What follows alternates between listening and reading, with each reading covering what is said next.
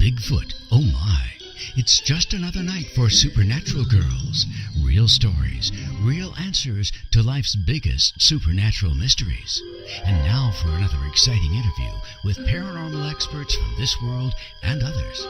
Here's your host, paranormal researcher Patricia Baker, on the one, the only Supernatural Girlz.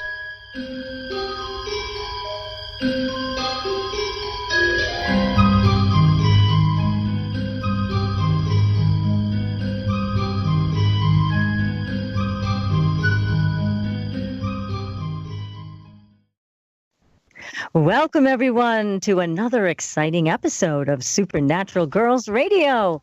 I'm your host, Patricia Baker. I am here with my co-host who's freezing in Tucson, Patricia Kirkman. PK, how you doing tonight? A little cold, dear, just a little cold. Yeah, that's not a good thing out in Tucson. That's not supposed to be happening. Well, they're telling us to wrap up our pipes. I think they should have told us to wrap ourselves up. I think so. Oh, my gosh. This doesn't usually happen, does it? No, we had it last night, and again today. It's been cool all day. And it did get to about 60 this afternoon. Of course, it's dropping right down to low again. So they're calling for the... I know, I'm not used to it. See, but if you live in Tucson, you can gripe when it's really hot, and you can gripe when as soon as it turns cold. Yeah, after that, people ignore you.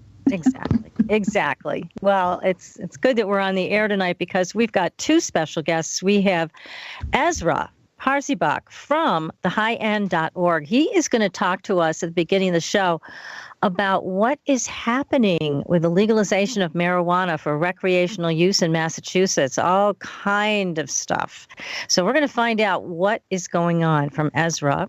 And then we're going to bring our guest on for the evening, who is Alex SEYMOUR. He is the author of a terrific book called Psychedelic Marine, a transformational journey from Afghanistan to the Amazon. Wasn't that a great book? Oh, it was fascinating. I had thought things I'd never thought about. Bless amazing. His heart. I know it really well. We're going to talk to him, and we're going to find out everything about what happened on the battlefield and what happened in the Amazon. So that is coming up. But first and foremost, what's happening with the numbers? PK, where are we going? Well, today is the last day of November, and it's been a day that has dealt with a lot of changes. One opportunity is given to us and another one's pulled out from under us. But it does have a bit of a luck factor to it, but it's been hit and miss. It's almost like riding on a bumpy road. That part, thank you God, is over with. We're at the end of the day. But tomorrow we start December, which is going to be a universal 3-month. And it's going to be about being creative, kind of a good communicator. Let those things be at the top of your list. And it's going to have to do with creating anything, any type of artistic ideas that you have. Use them. Your energies are going to be and can be rather scattered at times. But don't worry about that. Just kind of let things roll. Because you're certainly going to be able to deal with some form of artistic expression as it goes on. But the nice thing is it's a great time for shopping. All forms of gift ideas will pop into your head, so take advantage of that. But don't overspend, because the month makes us rather frivolous with our finances. So you're going to have to kind of watch it a little bit. Understand that it's going to be doors that will open up to give us opportunity for sharing. And there's going to be a lot of entertaining going on. Not just because it's the Christmas holiday, but also the 3-month itself creates a lot more than that. But we're going to start off the month right off the bat with it being a time to be practical, get your workload in order, and kind of be steadfast with what you have on your mind. That way the creative stuff that you start to work with is going to work well and not cost you a fortune to do. So that's kind of the start to your so have fun with shopping, but be a little cautious on the amount you're spending. Okay. Definitely. All right. So I think we can do that. We can all do that, right? Sounds good. Yeah. It's a plan. Let's see make it happen. Okay. Well, that's great. Now, you've got a psychic fair coming up.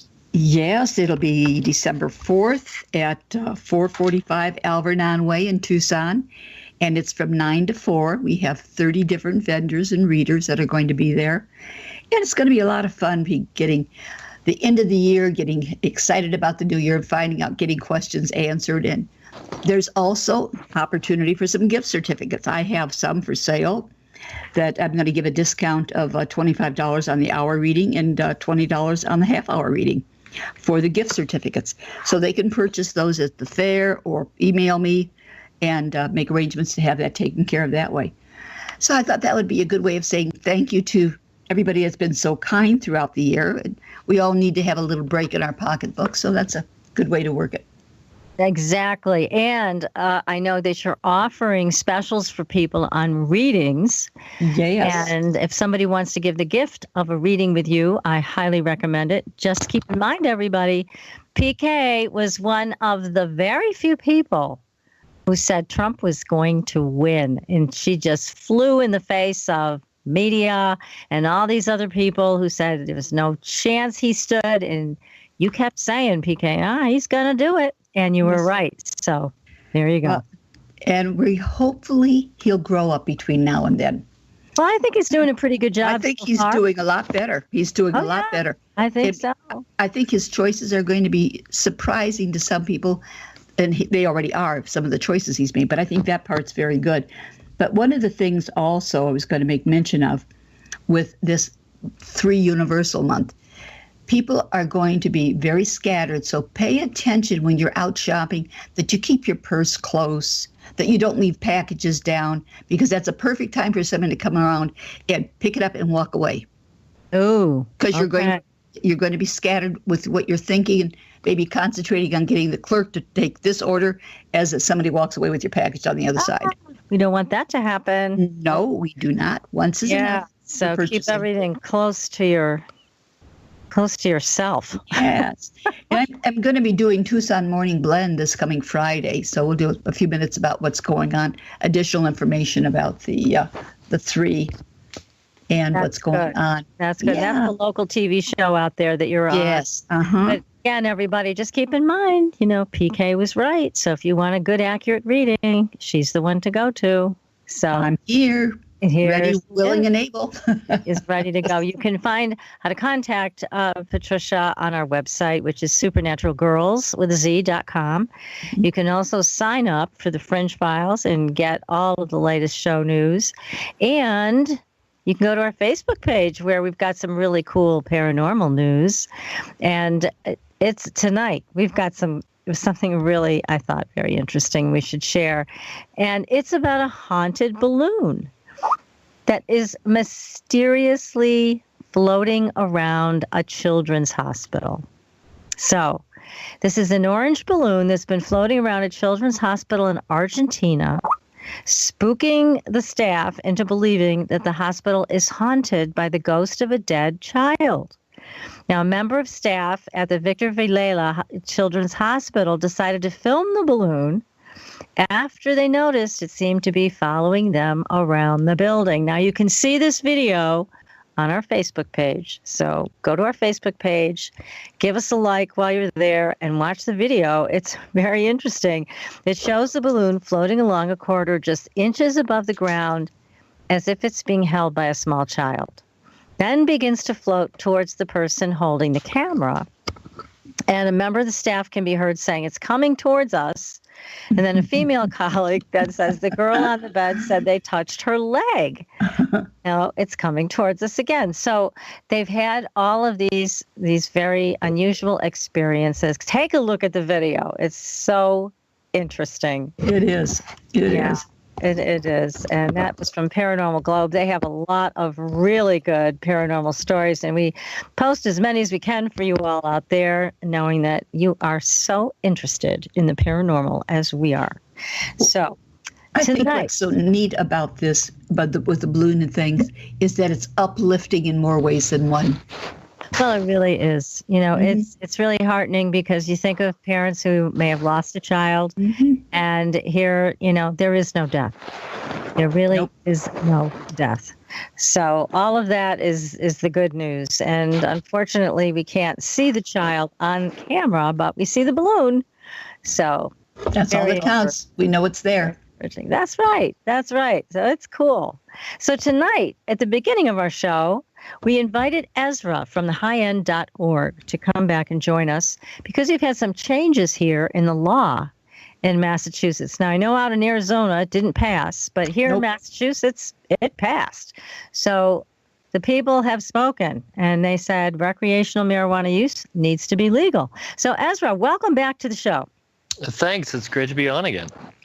Well, we want to know what's going on because there's a lot of confusing information out there about this legalization. We know that the people have said they want it to be legal, and it did pass, but I hear all of these machinations from the government side of things. It looks like it's going to delay it. Well, it's interesting. I don't know what the latest news that you heard is. I hear things too, and some of it's rumor, and some of it seems to be even, attorneys that I know who are speculating and everything. One basic way to think about it is that it's as far as walking into a shop, being 21 or older and walking into a shop and purchasing marijuana, that won't happen for quite a while. Probably January 1st, 2017 at the earliest. And that's partly because they have to get a commission together and they have to appoint a bunch of people, and then those people have to create a bunch of regulations, and then they're going to have people. You mean 2018, right? I'm sorry, 2018. Yes. Yeah. Basically a year from now. Okay. So yeah, it's going to be delayed. The fascinating thing, though, is that if you're 21 or older, as of December 15th, when the law goes into action, everyone can grow their own marijuana at home. So they don't say where you can get the seeds or where you can get the plants, but it becomes legal to possess possess 10 ounces. I was just looking over the regulations. You can have 10 ounces of marijuana and your own plants, no more than 12 plants at any given time. So that's pretty substantial change as far as the Commonwealth is concerned from December 14th to December 15th. That's huge. Yeah, that's a really big change. So, amazing. Yeah. Yeah, I'll be teaching growing classes. In fact, I'm going to start teaching them because it's actually a really therapeutic and great way to have a relationship with a plant, especially if it's the medicine you use for chronic pain or sleep or what have you. That's right. And again, I want to tell everybody, you are the expert on this. There's a lot of different strains of marijuana. They are used for different things. So if you're interested out there and you want more information, please don't hesitate to contact Ezra, and he can give you all of the straight scoop on this, on what strain does what, and the best way to ingest it, etc. I've been watching, on Facebook, people were posting a lot of videos about Parkinson's disease, people with Parkinson's that were taking medical marijuana, and you could see their stiffness and their shaking stop within a matter of minutes. I mean, it was miraculous.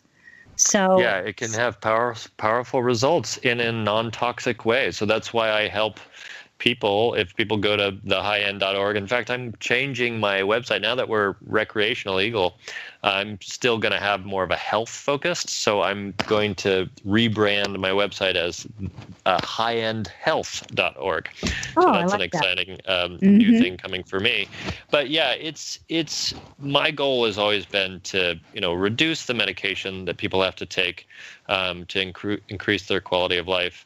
And cannabis done right can be really powerful for both the caretakers of people with things like Parkinson's, Alzheimer's.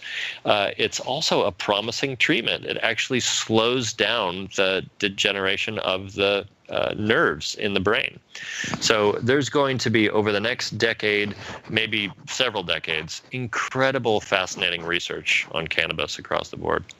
Well, we can't wait to see it, because all of these medications that people get to take have their own set of adverse reactions, and then that requires more medication. So it's a boon for big pharma, but not for the rest of us out here that don't want to be taking that stuff. And so medical marijuana, given, again, your expertise, because it's going to take somebody like you to give people the right information, to get on the right track with this and figure out what is the best way to do this. Now, the CBD oil that you sell, that's legal in all 50 states, no matter what, because it's made from hemp. right? That's right. That's right. Hemp that comes from Europe is hemp products that we can't grow hemp federally in the U.S., but we can import hemp products from Europe. And now they're importing this specific molecule that's grown in hemp. And CBD, cannabidiol, it's a non-psychotropic. It doesn't get you high, but it is one of the medicinal molecules in cannabis that is great for Parkinson's, great for muscle spasms, for anxiety reduction. So the reason why, and it always sounds too good to be true, that it has all these effects for various ailments, but it's because cannabinoids, these molecules, regulate the systems in our body. They regulate the immune system and the nervous system. So if you have any disease that's related to that, whether it's MS or Parkinson's, anxiety, insomnia, or irritable bowel disease, those are all related to the nervous system or the immune system. And so cannabinoids can help regulate. I have patients who call me from New Mexico, PK, and where there's medical marijuana, and they go into these dispensaries and they cannot find people who can give them the right advice. And a lot of people have come to me saying, I went into a dispensary, they gave me this highly medicated medical version or product, and I was stoned for 3 days straight, and I couldn't stand it. God. So it's really important, and that's good to emphasize too, that even cannabis, because it is a powerful medication, has downsides. It can be addictive to people. It can feel really terrible to take too much of it. So it's really important that we have education. That's what I'm committed to at thehighend.org. That's what I do. Yes, and it is important. It is so important for people to contact you, Ezra, and get, again, all the right information for whatever it is they're trying to address. Absolutely. I think it's imperative that they have someone like you, Ezra, because right here we're having an issue here in Arizona with a thing called spice, that people think they're getting regular marijuana to, quote, help them through other things, and it's killing people.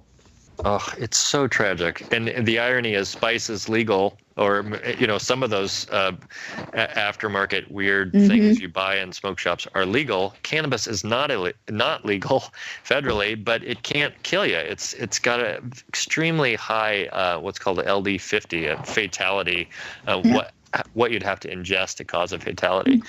I also wanted to say something, because Patricia and I talked to each other after the election, and I think that cannabis is a really great way for the country to come together. Donald Trump said recently, right before he won, I think somebody may have asked him, or maybe he just mentioned it in one of his rallies. He said, he knows people that are really helped by medical marijuana, and he really believes that the states should be in charge of how they vote, which is, marijuana is a classically liberal battle and cause. And so that's a way, I think, that both Trump supporters and non-Trump supporters can really get together and say, hey, look, this is something that's going to help reduce healthcare costs. It's going to help reduce opiates. If we do it right in our communities, it's going to bring jobs to communities. It's going to bring more tax income. And we all want this. And it's a great way to bring diverse groups together. And it won't be killing people. Absolutely. This other stuff is killing them. And we've got prisons filled with people for taking marijuana. Isn't that ridiculous? Oh, it's tragic. It really is. It's just crazy. Yeah, so I don't know. Thank God you're there, Ezra. Well, I love doing it. I'm really passionate. I think if people even Google Ezra Cannabis Consultant, they can find me easily. There's not many people doing what I do, really committed to getting patients healthy and advising them. I do it. I do Skype and calls to people all over the country. And so if people are looking for advice for loved ones who are sick, or people who want to go off medications that are bothering them, I can really walk them through a proper cannabis regimen that will not get them high, that can really increase the quality of their life. Ezra, what about a person that's on opiates? Now, can they be weaned into the cannabis? Well, it's a great question, PK. There's a study out of California just in the last couple of years that definitively shows that people who are on opiates, when they use cannabis properly in conjunction to treat pain, their opiate use goes down. So that they have done a clinical trial on this that has been proven. That's why pharmaceutical companies that produce opiates are actually fighting marijuana legalization. In fact, in New Mexico, the company that makes fentanyl donated $500,000 to block the legalization of marijuana. Historically, fascinating, in America, that was one of the major reasons that marijuana and cannabis was prescribed in the 1800s in the U.S. when it was part of the pharmacopoeia, was for opiate reduction. So absolutely, this is it's a proven pain reliever. So if you're on opiates for pain and you have not tried properly formulated cannabis, then I really recommend it. You want to keep opiates away from your pets. You want to keep them away from your kids, from yourself if you can. Thank God they're there for some people, but not my thing. Cannabinoids work on the body in a slightly different way. They work all over the body. The opiates work only in the one part of our brain. It's the part of our brain that controls breathing. So if you take too many opiates, your breathing will shut down. That's a terrible, terrible risk to take. So using cannabinoids in conjunction to reduce your opiates or replacing them altogether, I have had several clients who've just completely eliminated opiates from their life. I think that's wonderful. It's terrific. The more you hear about the opiates, the scarier you are. And the way that they're setting things up, a person that truly, definitely needs it can't get it anymore because it's been so abused by people that don't need it. That's right. Well, that's true. Go ahead. No, I just was going to say that, the governor here in this state has signed legislation that prevents people from getting more than a certain amount for their prescription. And you're right, PK. So then the people that really need it, and maybe that's their only option, they can't get it. And that's right. Yet at the same time, they're screaming and yelling about opioid abuse, and we got to do something about opioid abuse. And here's an answer right in front of them. Yeah. Yeah, and they speak to the fear they have that if we just let everybody use marijuana, then they'll want to go to heroin. And there is no scientific evidence that backs up that claim. It is a correlation, and it's a really important when we talk about legislating and writing laws that we're using scientific causation. When you don't have a seatbelt on and you get in a car accident, you can die. So a seatbelt can help prevent that. Saying that marijuana makes you want to go to heroin is like saying that you drank milk and you're gonna want to drink beer later. It's not. It is a correlation, and there's no direct cause. And what they've found is people who use marijuana, the danger is abusing it. So you could be a stoner and smoke marijuana all day long and never move out of your mom's basement or whatever the worst case scenario is there, but you're not going to be dead. You are, and those are the people who are truly addicted to marijuana, they just stay addicted to marijuana. They're not moving to that heroin. A very small percentage of people who are using opiates got there through using these illicit, non-toxic, natural drugs like cannabis. The way they get there is because they get injured, and then they get a prescription for opiates, which make them dependent. So yes, I agree. The answer is in front of them. It's not going to be lucrative for the pharmaceutical companies, but it's going to be great for the citizens of this country and ultimately the world when we relax laws that restrain marijuana. And like you said, they're going to make a fortune in taxes. They're already making a fortune. How many people did you say the new patients were coming into Brookline? 2,000? Well, it was amazing. Yeah, I heard today, and I don't know how true it is, but she heard at the dispensary that Brookline in Massachusetts, their dispensary there is getting 2,000 new patients every week. Oh, wow. So that's a great reminder too. This is not 2,000 college kids getting their medical marijuana card, which is a very painstaking and expensive process.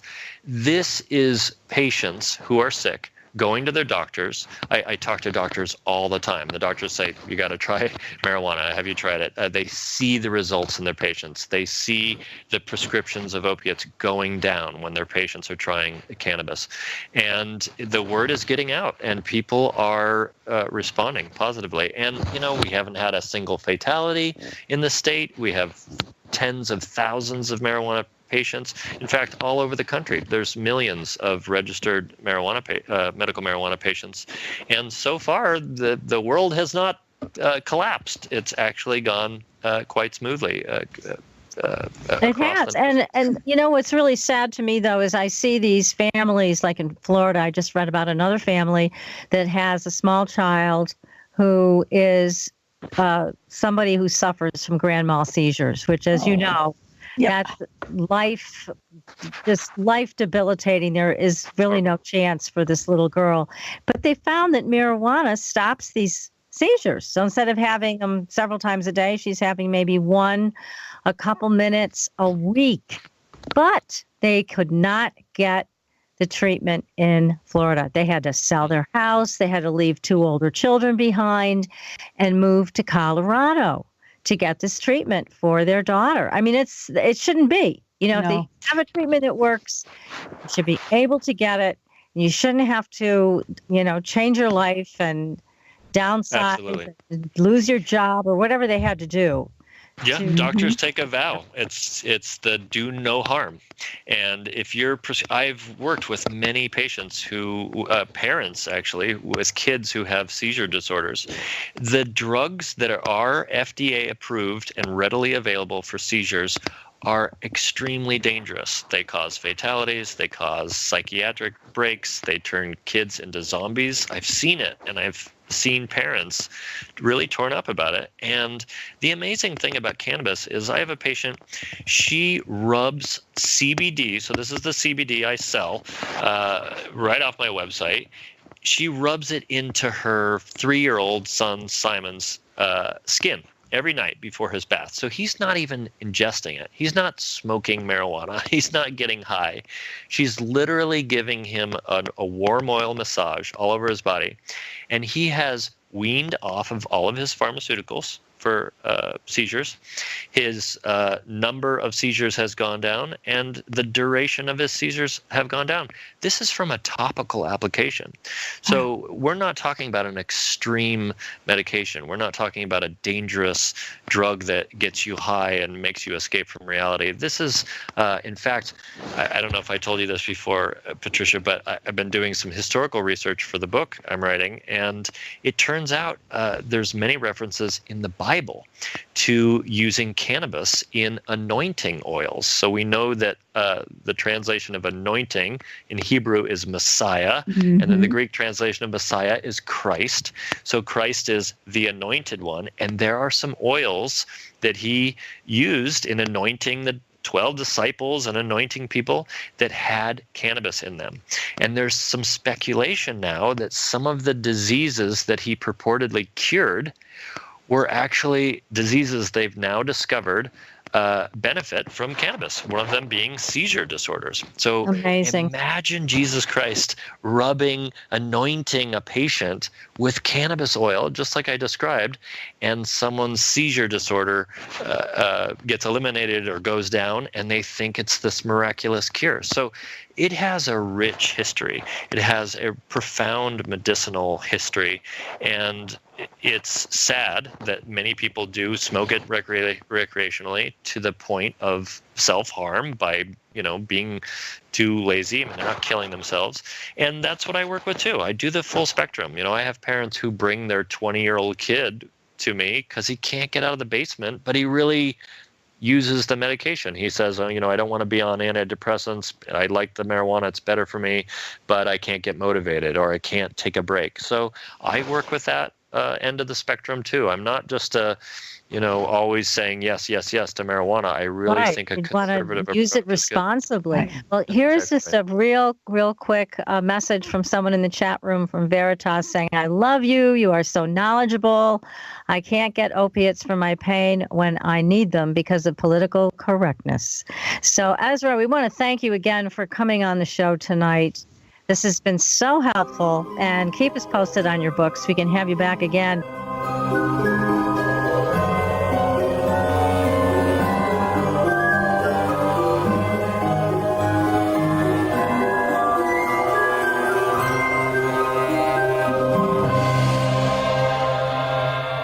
Listening to IRN, the Inception Radio Network, Chicago, Illinois.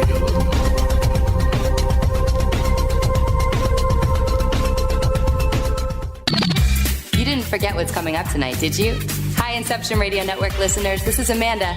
Never miss that interview you were looking forward to or the show on your favorite topic.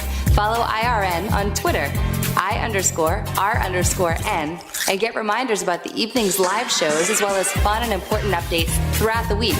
That's I_R_N, and never miss a great show again.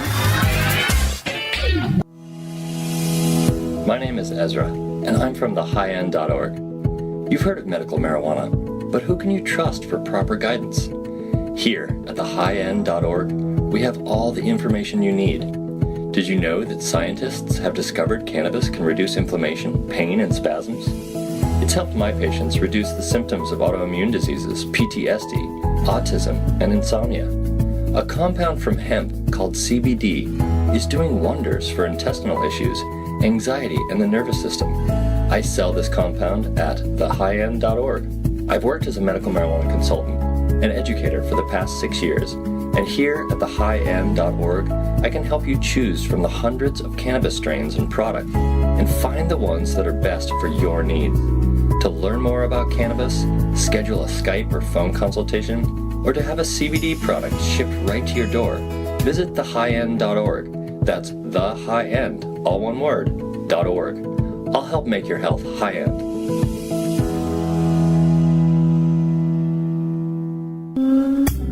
Hi, can you hear my voice? Imagine how many other people can hear it too. If you have advertising needs, then look no further. The Inception Radio Network currently has openings for on-air advertisements and radio show sponsorships. Given any thought to your target demographic? Inception has you covered there too. Advertising on a network gives you multiple opportunities to advertise on a wide variety of radio show broadcasts, and we have one to fit every advertising need. You know, in recent years, internet radio has exhibited a phenomenal listener growth. An Arbitron Edison survey shows that online radio boosts at least 33 million unique visitors each week and 54 million each month. And that number amazingly continues to grow. And these listeners are a part of many businesses' core demographics. And surveys have shown that internet radio listeners are far more likely than regular radio listeners to spend money on a whole range of activities. You know, internet listeners vote, they dine out and eat fast food, and they grab a cup of coffee. And here's the interesting one. They buy items online at a much higher rate than all other market segments combined. Internet radio also enables businesses to connect with consumers during work hours, where increasingly more lifestyle decisions are being made. Advertise with the best. The Inception Radio Network offers competitive advertising rates to fit just about anyone's advertising budget.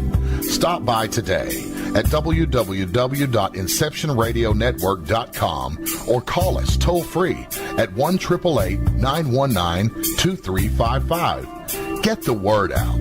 Get results with the Inception Radio Network. Are you a fan of Inception Radio Network? Do you reckon it's the best alternative talk radio station on the planet? Well, if you do, head to facebook.com/Inception Radio Network and like the page. Tell your friends, spread the word, and keep listening to the best. Hello, Inception Radio Network listeners. This is Amanda. Remember, you can take your Inception radio shows on the go. Just download the Inception Radio Network app for your iPhone, iPad, or Android smartphones and access live shows, past shows, guest lineups, and much more. Just visit the iTunes Store or the Google Play Marketplace and download it today for free. Your property tax bill. Have you seen it lately? It's frightening. Your property taxes are going up while your home value is going down. It's time to fight back and win. For the real truth about the property tax system, get attorney Pat Quintilian's book, Are You Getting Screwed on Your Property Taxes? How to Find Out and How to Fix It. Attorney Quintilian answers all your questions and gives you the facts you need to fight a property tax bill that is spiraling out of control. You'll also read about what happens to property owners who don't check their property records, only to find out too late they're taxed on square footage, fixtures, and even buildings that they don't own. Is this happening to you? Learn your rights. Buy attorney Pat Quintilian's book today. Are You Getting Screwed on Your Property Taxes? How to Find Out and How to Fix It. Available on Amazon.com.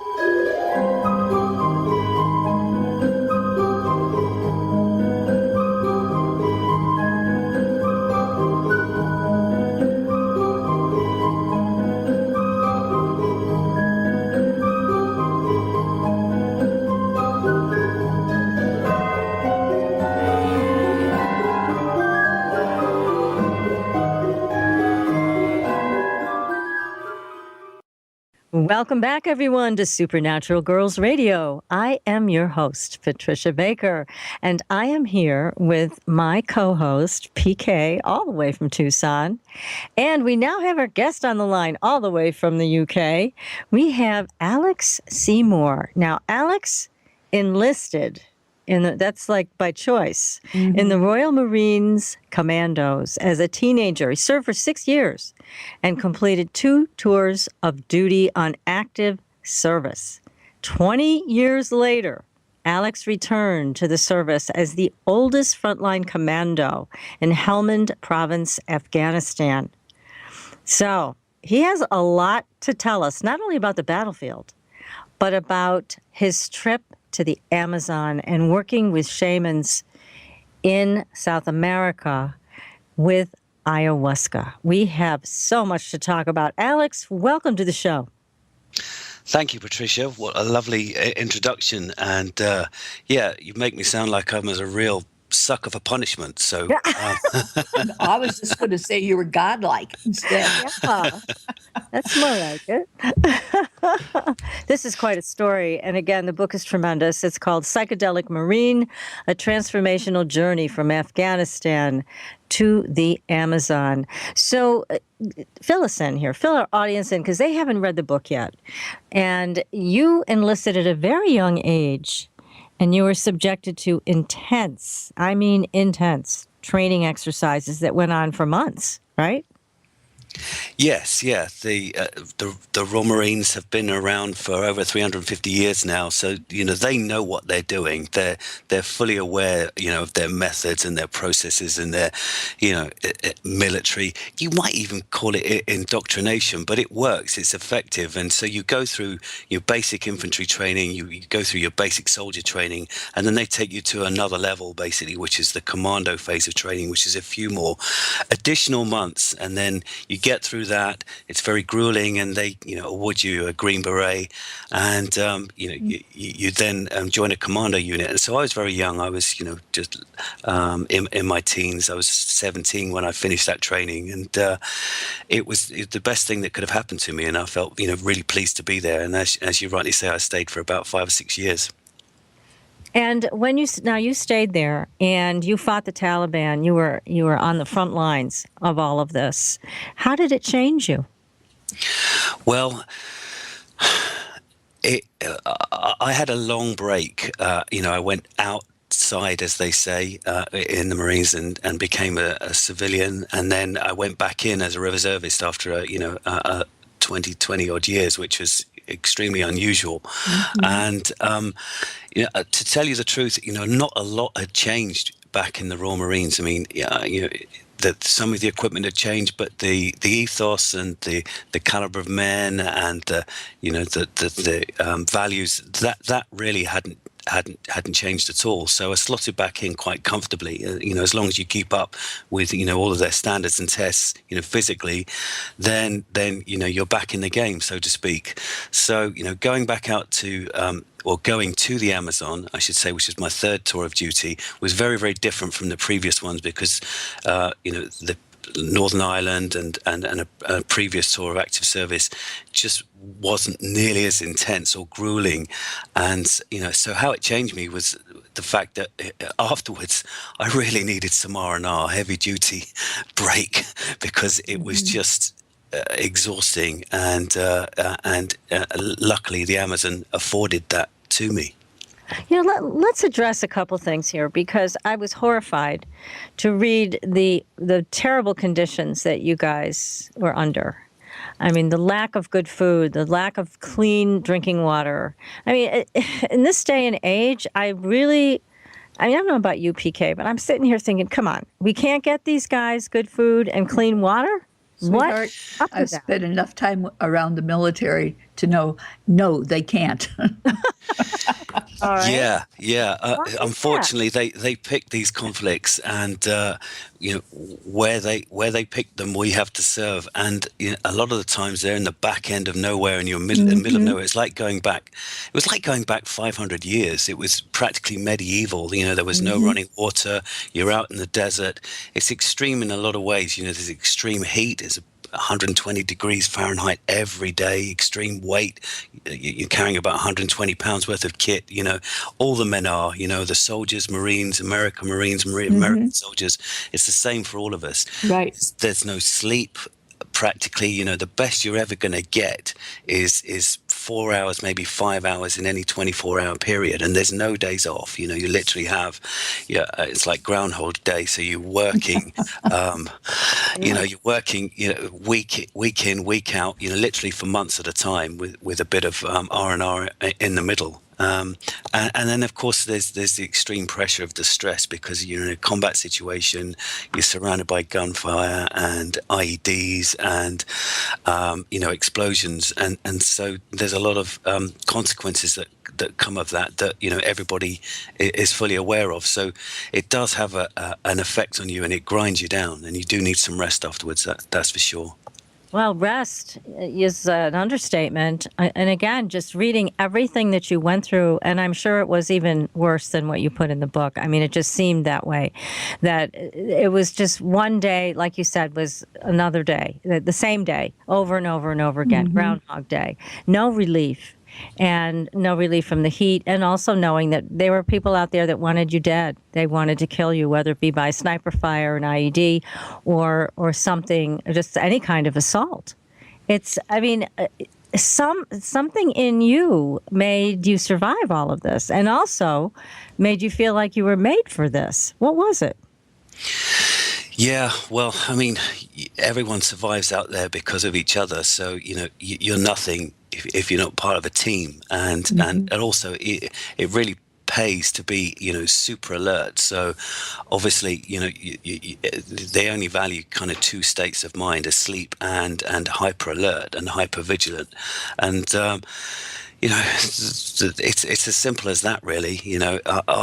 I felt a need to go out there, just like a lot of the other men and women that knew that we were facing this, what seemed like an existential threat.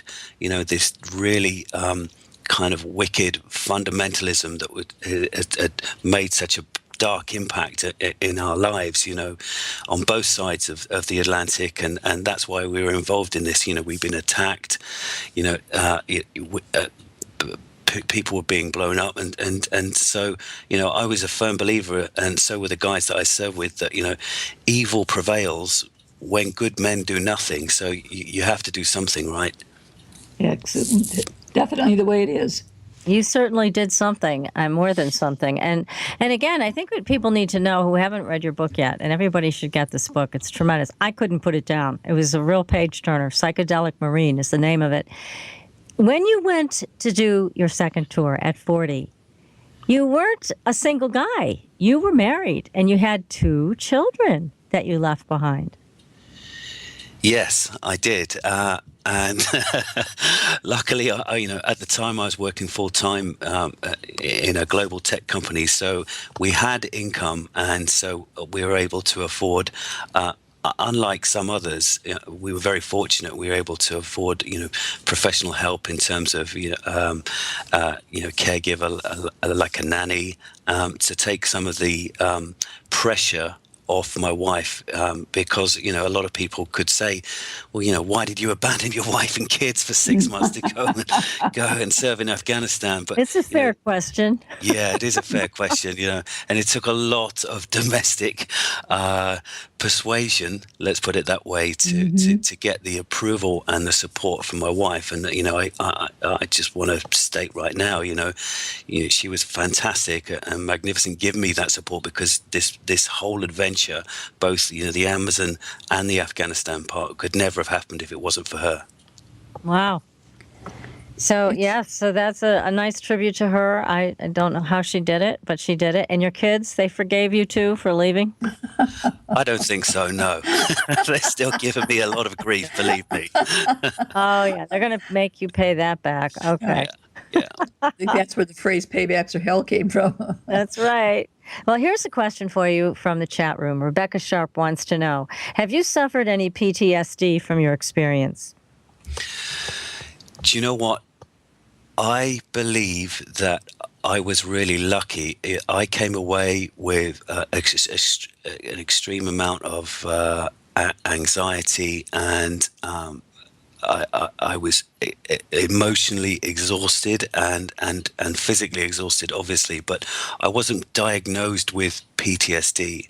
And so unlike many of the guys in my unit and other guys in other units on the same operation, I believe I escaped it. I came away with different problems, and thankfully the time I spent in the Amazon with the brew called ayahuasca helped mitigate those and help me manage those. But I didn't actually have medically diagnosed PTSD. Okay. So let's move to the Amazon. Now, were you saying that was harder than Afghanistan, or were you saying it was easier than Afghanistan? It was easier, but it was a lot weirder. And I just... We like weird, so tell us all about it.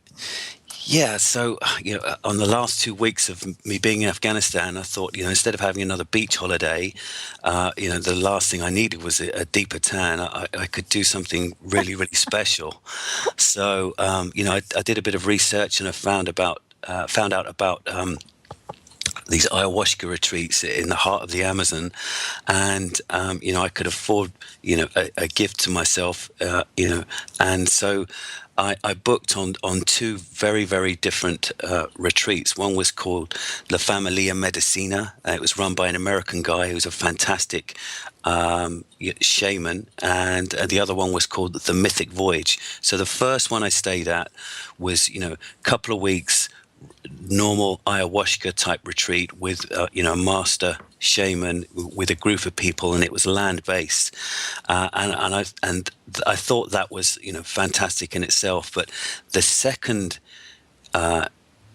ayahuasca retreat that I went on was on a whole new different level of adventure, for another way of putting it. It's because it was basically run and conceived and delivered by this enormously charismatic polymath, kind of borderline genius guy, who put together a group of 20 people for the last 6 years, and basically commissioned a ship with 20 cabins on it to sail down the Amazon. And on board the ship there were about 8 tiny female shamanas, female shaman, and another master shaman.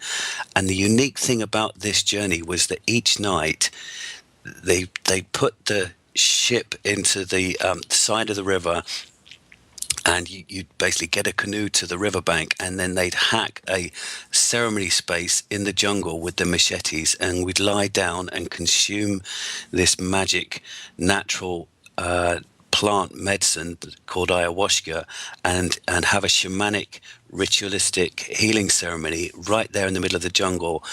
We'd all be hallucinating extremely powerfully, meditating on, powerful intentions that each of us had set for ourselves. And then we'd jump back on the canoe, get back to the ship, sleep, and then we'd just sail along down the Amazon River and do the whole thing night after night after night. And it was just incredible. It seemed genuinely mythic. It sounds it. Now, ayahuasca, the brew, includes more than just the ayahuasca root, right? It also has chacruna leaves. Yes, that's right. Yeah, it's fairly simple. It's basically a tea. It's the best way I can describe it. It's entirely natural. It's some leaves mixed with a vine and some hot water, boiled up, and then just drank. It's as simple as that. You can't overcomplicate it. And you drink this brew, and then it settles in your stomach. And after about 30 minutes, visions come on, and you start to hallucinate. And depending on who you're with and on what the ceremonial setting is, you can go on a mythical and fantastical and certainly mystical, inward journey. I recommend it. Gosh, it sounds nice until you begin to share the part about how it upsets your stomach, basically, and then you end up vomiting like crazy. And it doesn't sound like fun. No. Yeah, I know. You have to kind of get over that, though. It happens to most people. And is it every time that it happens to them? Well, funnily enough, no. And you can prepare by doing this thing called a dieta, which is basically a preparatory diet beforehand, and that helps you cope with the ayahuasca, as it courses around your system. But there's no shame or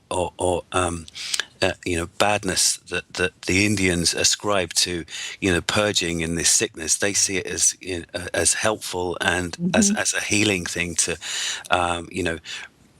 be able to just repurpose stuck energies and eliminate, detritus and stuff that shouldn't be in your body anyway. And so that's why they call it a purge. But after that, it only lasts for about 5 or 10 minutes. You can just settle back in to the ceremony, and there's a beautiful harmony that inevitably kicks in, and it's very, very soothing. So I had the practical approach. Compared to Afghanistan, it was a minor thing to be able to have to deal with, and so just get it out, get over it, and crack on, as far as I was concerned.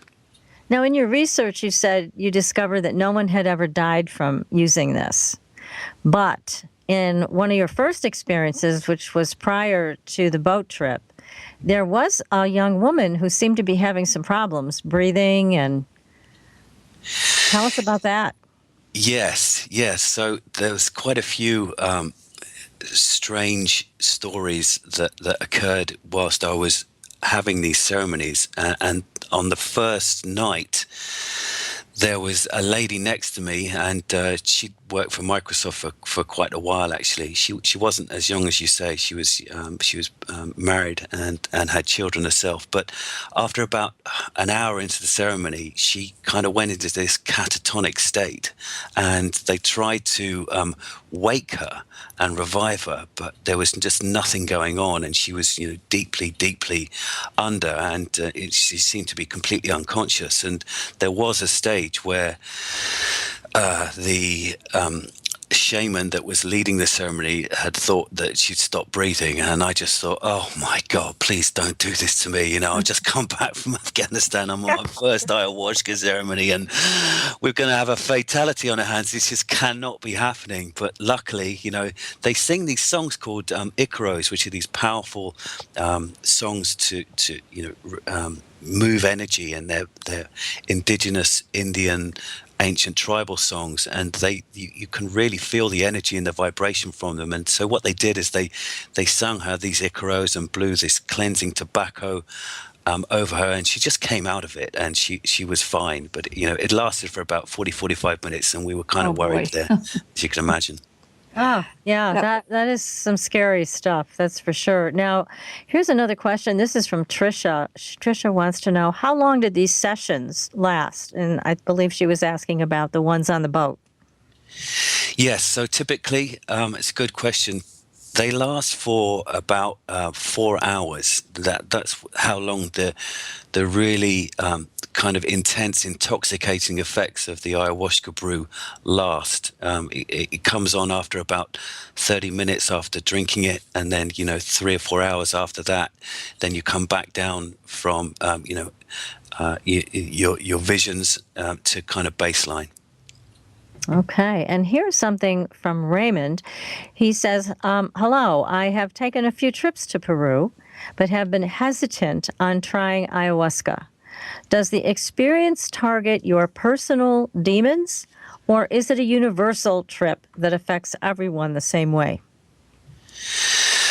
It affects everybody differently, and this is why I think the Indians have used it, successfully now and very potently for millennia, and so each person is very different, and the magic combination is to, when you go onto this into this journey, this ayahuasca ceremony with a proper skilled and experienced shaman, that the general received wisdom is to have a strong intention, and when you have that intention, it's like a focused goal that you concentrate on and you kind of meditate on whilst you're journeying on this brew. And of course, everybody's goals and everybody's intentions are really different, but personally I found it just very, very profound and transformational.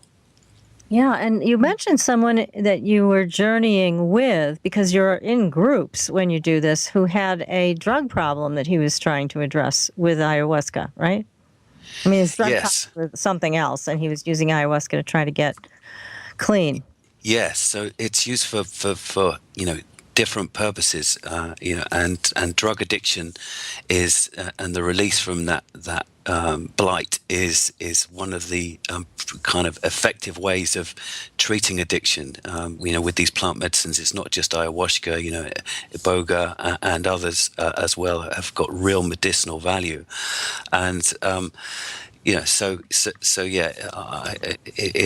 highly valuable in that sense. Now, you mentioned you've had ayahuasca experiences beyond your shamanistic trip to the Amazon. Is it legal in England, too, in the UK? Can you do that there? I don't believe it is. Okay. Then don't tell us you did it there. Okay, I won't. Don't want any trouble for you. So it's legal in South America, but probably in few other countries. Is that how it is? Yeah, it's legal in South America. It might be legal in others, but I think it's just a question of the rest of the world catching up with the information. The only reason that it's become as widely known as it is, internationally now, was because it's because of the internet. This kind of global connected hive mind that we're already, we're talking through right now, is basically, people are sharing information, they're sharing ideas, people are going down to the Amazon, they're taking part in these ceremonies, they're imbibing this brew, and they're just sharing the information. So, that's what's happening. Yeah, and Daria just wrote in the chat room, and she said, I have some friends that have practiced this in Moscow, so maybe it's legal in Russia? I don't know. Yeah, it may well be. You'd have to check online if you really wanted to stay the right side of the law, but you'd get your answers quite quickly. And I've also heard that there are groups that have founded religions that include ayahuasca in the United States in an attempt to make it legal here. Have you heard about that? Yes, I have. Yeah, there's one of them springs to mind. Is it Sante Diem? not sure of the exact pronunciation, but absolutely, people are founding a religious, even kind of a spiritual practice around this, and that is one way I believe that certain people within the United States have managed to kind of get around the law by saying, this is a sacred and sacrosanct inherent part of their religious belief, and that's the way that they are able to consume it legally. Very interesting. Well, everybody, we have got to continue this conversation with Alec.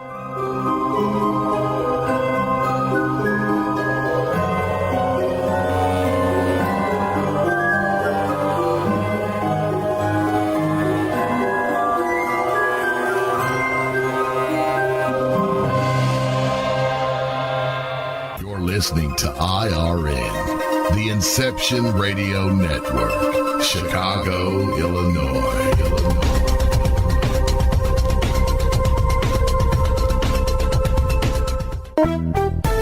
Hi, Inception Radio Network listeners. This is Amanda. Just a reminder that Inception Radio Network is on Twitter.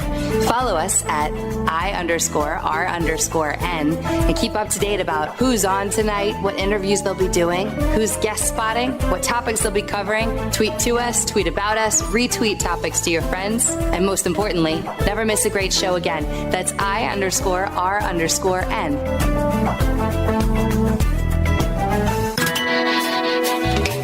Have a computer? Is your internet connection down? Don't worry. Use your trusty cell phone or landline and call into our listen line at 401-283-6700 to listen to the Inception Radio Network 24/7. Again, that call-in number is 401-283-6700. For the Inception Radio Network, I am MJ.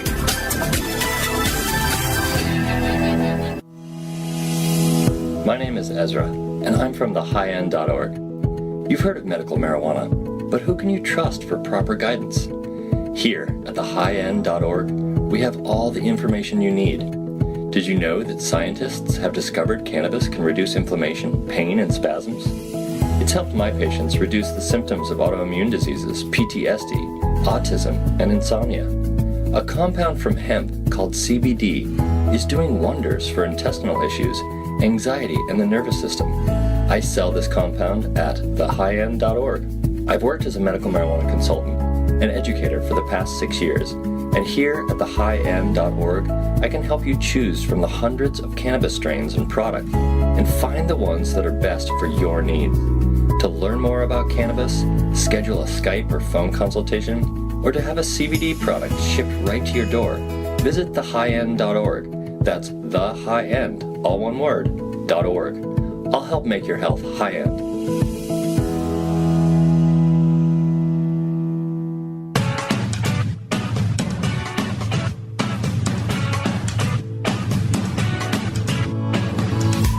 Hello, Inception Radio Network. Would you like your favorite show to be played again live on air? Well, now the choice is in your hands with IRN's live request portal, an easy way to request your favorite show with a simple click. IRN's live request portal now gives you exclusive access to all the shows. How easy is it? Simply type a show name or a guest name, click request, even write a dedication message, and that's it. Try it now. Simply visit InceptionRadioNetwork.com, click on the live request tab under the show menu. Now playing your favorite show is just a mouse click away. Are you a fan of Inception Radio Network? Do you reckon it's the best alternative talk radio station on the planet? Well, if you do, head to facebook.com/Inception Radio Network and like the page. Tell your friends, spread the word, and keep listening to the best.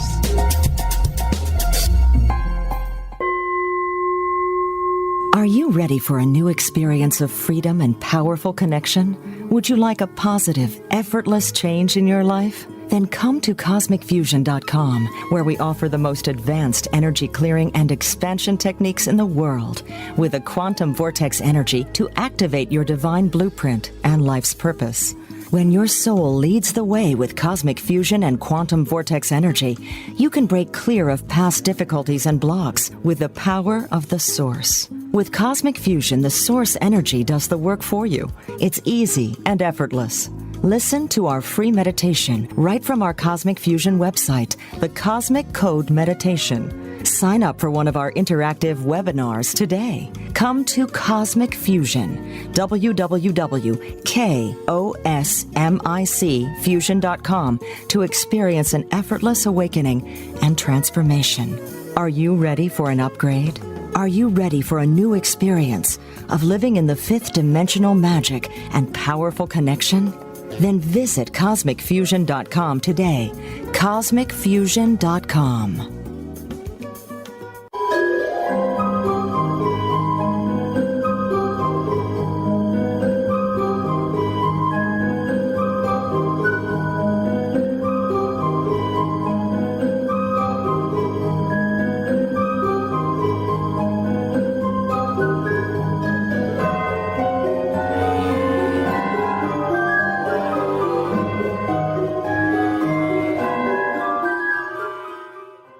Welcome back, everyone, to Supernatural Girlz Radio. I'm your host, Patricia Baker.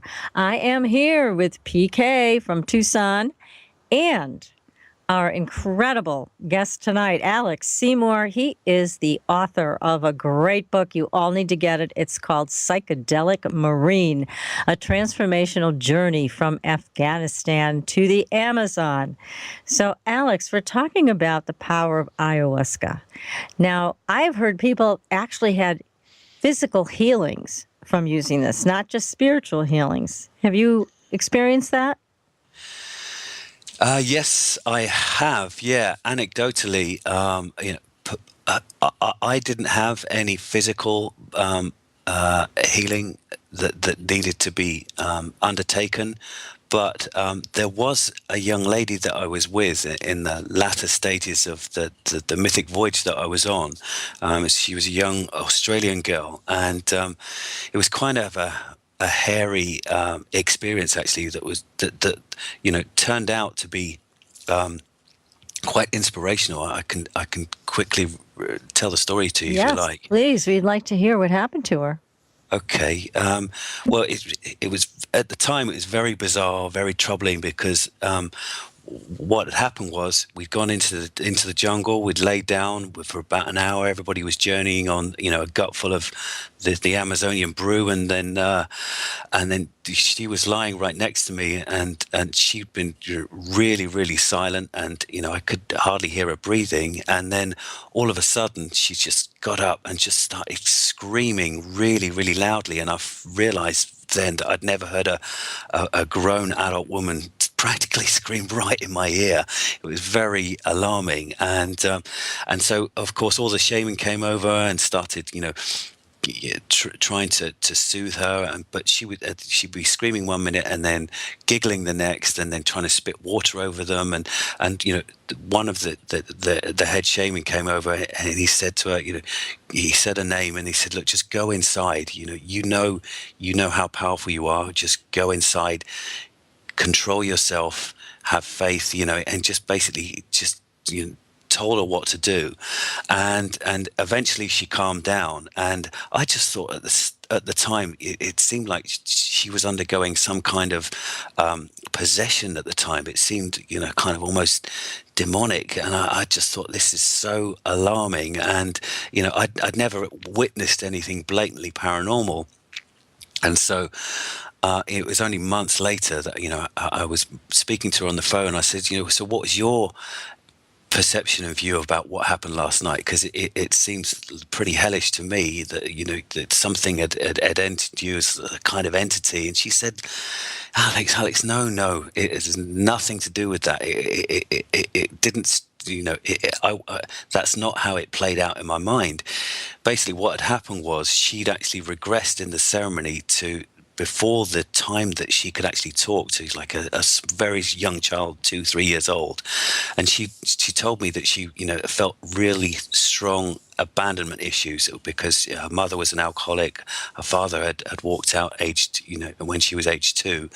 And so when the shaman had come over and said that you know who you are, and given her the advice and the coaching and the compassion that she needed in that moment, she said that her previous faith in men that had been destroyed, and she said that she had no trust in men. It just basically had been completely restored.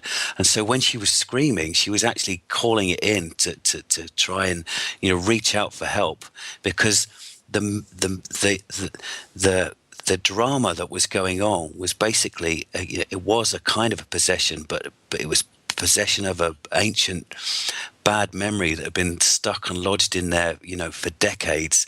And she was just moving through that. And, she came out of that and she said, into the light, she said she felt much, much stronger. But, to your point, in terms of physical healing, she said for years, since, her father had left and all of the trauma that she had as a child over the abandonment issues, it had manifested as a really severe shoulder pain, which she could never shake and she could never get rid of. But after that night, with that ceremony and that ayahuasca healing session, she said the pain had gone and it never came back. And I thought that was, very interesting to hear about, because, there's a first-hand account about, not only can it heal people with their mental problems that they sometimes have, and ease suffering that way, but it can sometimes heal in a physical way too. Amazing. It is totally amazing. And again, this is such a powerful thing to go through, and it's so antithetical to our Western way of thinking. So you really have to leave that behind when you go to the jungle and you sign on for something like this, right? Yeah, absolutely. I couldn't agree more. You have to have an open mind, but, I'd recommend to everybody that they do their research beforehand. And, there's a wealth of information out there, and you can actually, find out all about it, because, if you go in there, with a narrow, closed mind, then, it can be, because you will have your perception blown and your mind open, and it literally feels like, new neurons are waking up and sparking in your brain and mind for the first time ever, that it can be completely disorientating. But you have to be receptive to it, open to it, and just trust that these guys in South America know what they're doing, because they do, and it's pure South American genius. Wow. Now, did you find that this experience made you more psychic, more intuitive? I can't specifically say that I'm more psychic, or necessarily more perceptive, but one of the long-term effects that I personally experienced is more empathy, and more connection, a sense of connection, not only to the people that I love, my family, my friends, and the people I'm connected to, but to other people as well. And this is a similar theme that other people get, is this connection to nature, this overwhelming sense that we're not separate from nature, we're directly connected to it, and a strong sense of compassion for our fellow human beings. So it altered my perception in that way, definitely. Mm-hmm. Makes sense. Now, here's a question for you from Trisha. She would like to know, did the Brits have any psychedelic programs that they tested on their soldiers?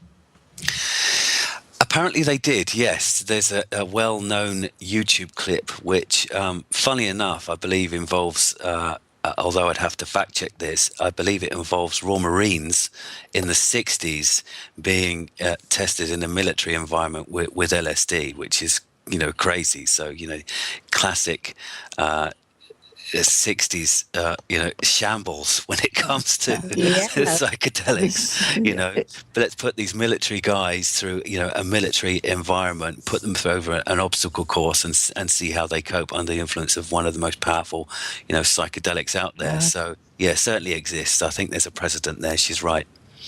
Yeah, that's too bad that they chose that way to do that. Oh, well. I noticed that on the trip on the Mystic Voyage, there's quite a few young people there. Are they college students, or are they people involved with? How did they come together to be on this voyage? Well, most of it, as I learned, was through word of mouth. That you know, that a friend of a friend of a friend had recommended it. You know, many people had been on there 2, 3, 4, some even 5 times before. They just kept going back for more. Of course, I was there, you know, on my first journey and my first experience there, and you know, some were very young. You know, 21, 22 years old. You know, college students, but then other people were, you know, in their early 60s. So it's a very broad cross-section of people that just wanted to address issues that were going on in their first world professional lives. And you know, everybody had a different requirement and a different need. And you know, the Mythic Voyage addressed that. I think that's the coming together of so many different resources of people, I think is amazing. That it ended up being as wonderful as it was, evidently, from what you've been able to talk about it. Yeah, the people were fantastic. The people were just, you know, it was a privilege to be around them. Everybody, you know, had an open heart. They were intelligent, open, you know, good, well-rounded people that had, you know, invested a lot. You know, some people, you know, had never had a psychedelic experience before, and yet, you know, they were, you know, trusting enough to just, you know, invest in this trip and just spend, you know, a few weeks out in the middle of nowhere, you know, on this strange and exotic kind of adventure, and see where it got them. And you know, luckily for them, it paid off. It certainly did. Now, I wanted to revisit what you were just talking about with this young woman who hit on some pre-verbal pain, because it is really hard for any therapeutic technique to reach that pre-verbal space. And so ayahuasca apparently has that ability, which is amazing, because that's where a lot of pain and suffering is stuck, and it can certainly manifest as physical symptoms. It can be very debilitating and very difficult to reach because it's pre-verbal. So she was able to get there, and that probably explains all the crazy noises you heard coming from her, the screaming and everything else, because again, it was a pre-verbal situation for her. Yes, and this is the first time I've really spoken about it in any detail, and you know, it's fascinating when you look at it. And there's a lot of research that's gone on in, you know, very, very highly regarded academic institutions, you know, on how these natural plant psychedelics can affect the subconscious. You know, for example, there's a Dr. Robin Carr Harris, and Professor David Nutt in the UK, and they work in neuropsychopharmacology, and they've done some fascinating and really profound, important work in at the Imperial College London, I believe, you know, with things like psilocybin mushrooms to help, you know, with people that have been suffering from depression. And there's been, you know, some strong results recently. You know, I think they studied 12 participants that have got depression, you know, and the results that it positively, you know, affected and lifted all of them out of their depressive state for, you know, a significant period of time. So it's all important work, you know, and it's all been put in the cupboard since the 60s, and now it's being reinvigorated and revitalized, thank goodness. Yeah, thank goodness is right. And I hope it makes it out to a larger population who needs to use this for their own healing. Now, here's another question from Raymond. Raymond says, I've been wondering whether ayahuasca has ever been used, and I think we're starting to address this, to treat physical pain. I read a book on back pain by a doctor who treats it as a psychological impairment. Does ayahuasca follow the same principle on connecting physical pain to mental imbalance? Well, you know, the short answer to that, in my anecdotal experience, it would be yes. Although I'm no medical doctor, but you know, I would, from my experience, the people I've spoken to, it does have that potential. So it's definitely worth further investigation. Now, you had the experience of being a participant in both of these places that offer the ayahuasca experience, but you also were put in a position of leader towards the end of this journey. What was that like? That was just unimaginable. I had no idea that they would do that to me, and I couldn't have ever have anticipated it, and it was very intimidating. And I must say it was very overwhelming when it was put to me. To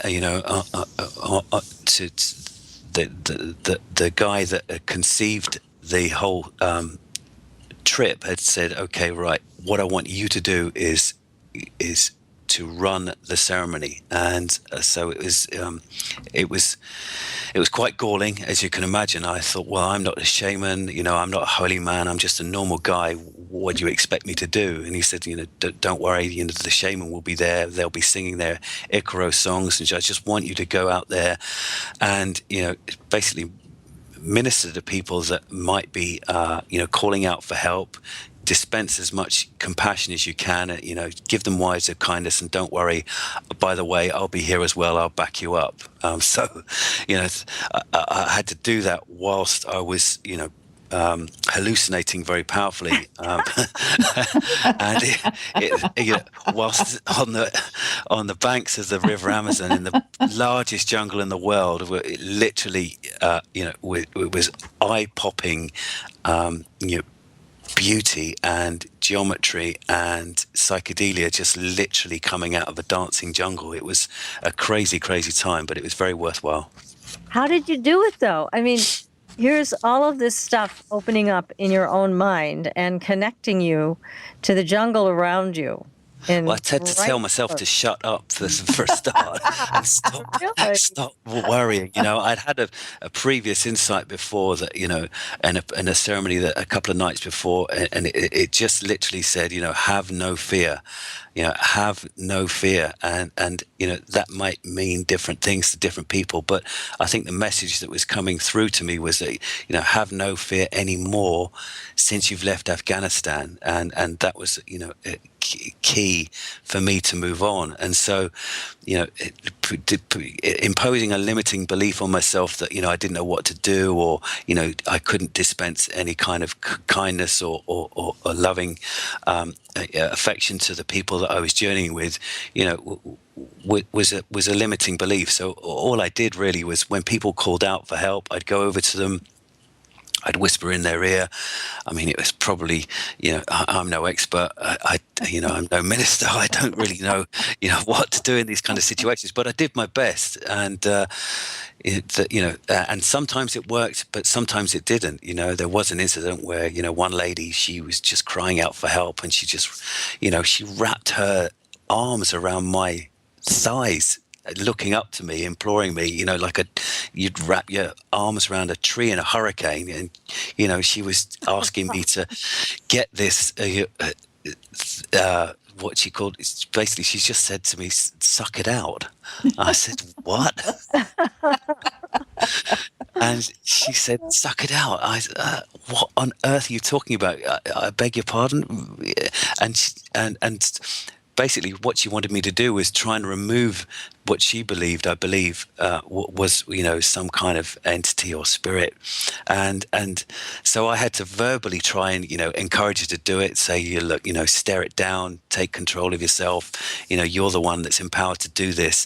But that all completely failed. And so I thought, okay, well, I'm just making it up now. I've got no one to steer me. And so I just grabbed the side of her head, just literally put my palms over her ears, and then I bent down and put my mouth into the top of her head, and I just sucked in as far as I could, and just, spewed out, in terms of air, energetically, what I thought might be some kind of foulness inside her. And I thought, right, okay, that's got to work.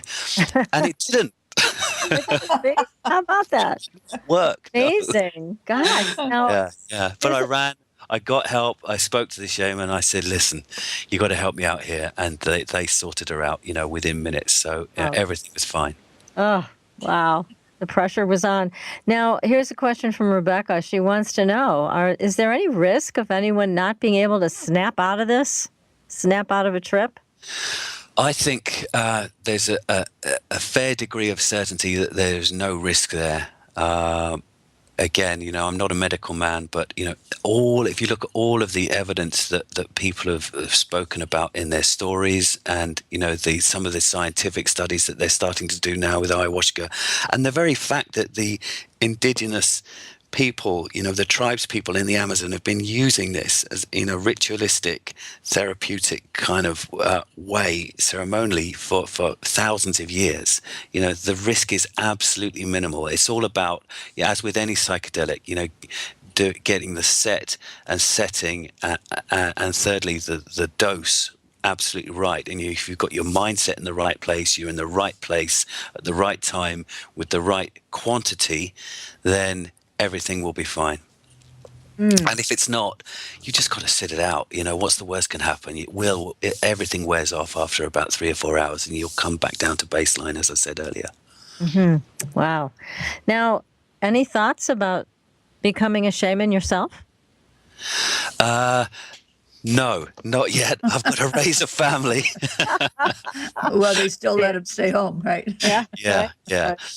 It's something I hadn't really thought about seriously, to tell you the truth. And it's interesting you've asked the question, because no one's ever asked me that before. But at the moment, I'm just going to focus on, talking about the book, and supporting the veterans that are starting now to use this as a legitimate therapy, as an alternative to prescribed pharmaceuticals for things like PTSD. We're talking about things like addictive pharmaceuticals like Prozac. This is a real alternative, and so that's my focus at the moment. Bringing an awareness to the fact that there's already American groups and charities that are helping and enabling veterans and people that who are suffering, that this is an alternative approach to healing. Yes, it really is, and something that will work. And as we were talking with Ezra prior to your coming on the show, it could be the answer to opioid addiction and things like that seem to have no other real permanent treatment. So, all of this makes a big difference. Now, in the UK, how many veterans are you talking about there that need treatment? Are we talking thousands? I don't know the actual numbers, but I know some guys that have been seriously affected by PTSD. So even if it's a handful, it needs addressing, because these guys have given their all. They've gone out there. They've put their lives on the line as far as wartime service is concerned. They've come back damaged, and they can't and shouldn't be ignored. And so I don't know if it's thousands, but I know. In America, it's a serious problem, and there's many suicides. The number that you keep hearing about is 22 veterans a day, which is unacceptable. So we've got to look at alternative approaches. It's almost like we lose more after the fact than we did during the event. Yes, true. How horrible. I mean, that's inexcusable. And how nice it is that you are bringing this forward so people can get comfortable with it. I mean, you're a straight up guy.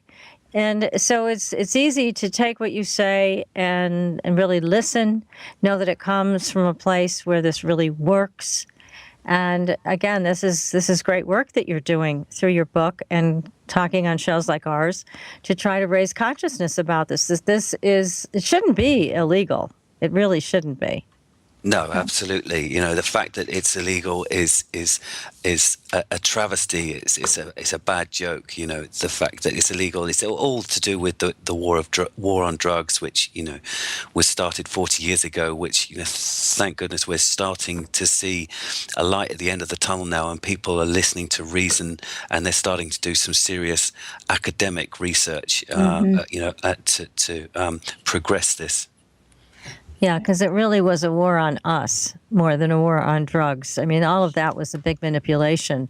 But anything that takes profit away from big pharma is a lot of where this comes from, wouldn't you say? Yes, absolutely. And it's difficult to overcome. It's entrenched, but it's important. So, we need to, give it our best attention, because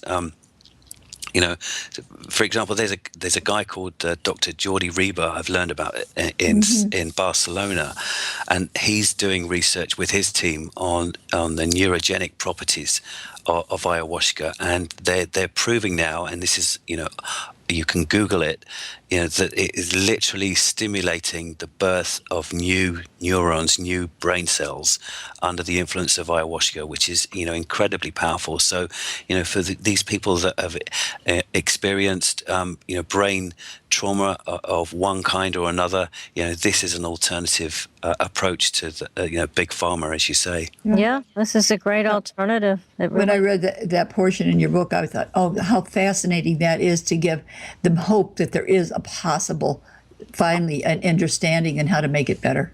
I know, really. We need this. We need you, Alex, to keep spreading the word. And thank you so much for coming on the show tonight and speaking with us. Well, absolutely my pleasure. And it's not just my journey. There's other guys as well. There's a charity run by Ryan LeCompte in America. He's an ex-US Marine, and he started up a charity called Veterans for Entheogenic Therapy, and he's actually taking guys down to the Amazon jungle now, and they're having these therapeutic ceremonies with this ancient plant medicine. Send me that link. I will post it on our page, and we've got to unfortunately end the show. As exciting as it's been and wonderful to have you here, Alex. Good luck with everything. Please keep us posted on your next book, Becoming a Shaman. And until then. Thank you. It was absolutely my pleasure, ladies.